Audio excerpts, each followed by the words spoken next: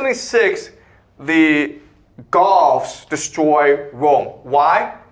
Because the power now is being shifted from the empire to Catholic Church. Okay? So the empire doesn't really have that much power.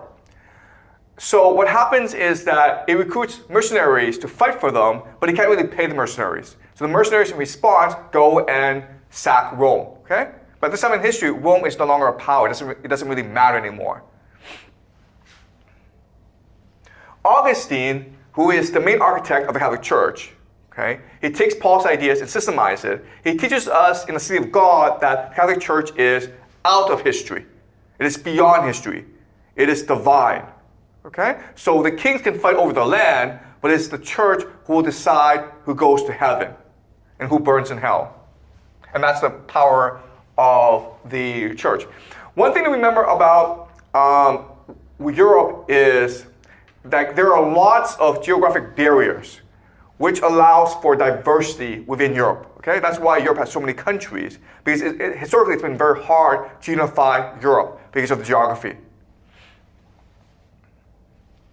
And this allows for tremendous diversity, and it creates a lot of conflict as well, which drives innovation. Okay? So this is when the Roman Empire falls in the West, there are lots of different groups fighting for the remains.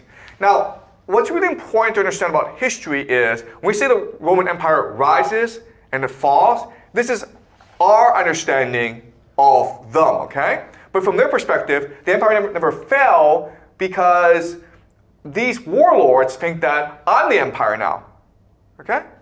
And so what's going to happen is that they're going to compete for the legacy of Rome.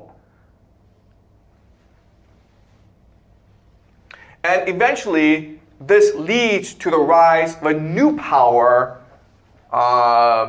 the Franks, okay? So the Franks are expanding throughout Europe, and they see themselves as the heir to the Roman Empire. But how do you prove that you are heir to the Roman Empire? How do you legitimize yourself? Well, you need to get the Catholic Church on your side, right? So, in about 800, Charlemagne, who is the king of the Franks, he is crowned Holy Roman Emperor by the Pope, okay? And from now on, it is the Catholic Church, the Pope, who decides who will be the Holy Roman Emperor. There's a negotiating going on, but for the public, the Holy Roman Empire is always anointed by God. Okay? This is Charlemagne, and today he is buried in the Aachen Cathedral. Okay, one of the most beautiful buildings in the world. His body is still there, okay? The Aachen Cathedral. And this is what it looks like inside. Okay, now the Catholic Church, because of this power, is now able to anoint the Holy Roman Empire. It becomes wealthy, okay? Okay, so can you read this, Alan, from the Bible? Yeah. Then Jesus said to his disciples, "Assuredly, I said to you that it is hard for a rich man to enter the kingdom of heaven. And again I say to you, it is easier for a camel to go through the eye of a needle than for a rich man to enter the kingdom of God." So as I keep on telling you, Jesus himself was very anti-rich, okay? He believed that the rich people, because they were too focused on material acquisitions, could never go into heaven, okay? But the paradox is that the Catholic Church becomes extremely wealthy, okay? If you go to the Vatican, you can still go back and you visit St. Peter's Basilica. It is one of the most beautiful buildings in the world. It is extremely wealthy. Inside, guys, it's all gold, okay? All right, so the Vatican has been historically the wealthiest organization in the world.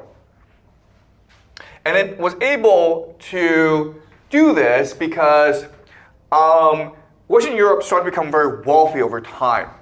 Okay, so from about 1,000 to about 1,300, the population of Europe doubles because of technological innovation, because the climate is warming, allowing for agriculture, because of the rise of cities, and because Europe is trading with everyone, okay? So at this time, Europe is becoming more and more wealthy, which makes the Catholic Church really, really wealthy, okay? These are different urban centers of Europe at this time, and they engaged mainly in trade.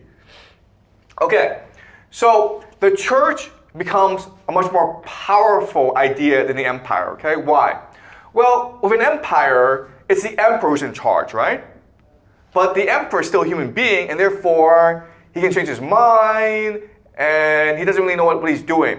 But in the church, the person in charge is God, who is perfect, immutable, and eternal, okay? So this is the ultimate authority, the church. Second is, what is demanded? Well, an empire demands that you work hard, you labor.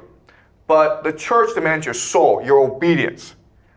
Okay? Therefore, the church is able to extract more wealth from you. Now, the last thing is, okay, let's say you don't obey the empire. What's the worst thing that can happen to you? Well, the empire puts you to death, okay? Not a big deal. But the church, what it can do is send you to hell for all of eternity. Okay? So that's why the Catholic Church becomes the most powerful organization ever in human history. And it's still true today.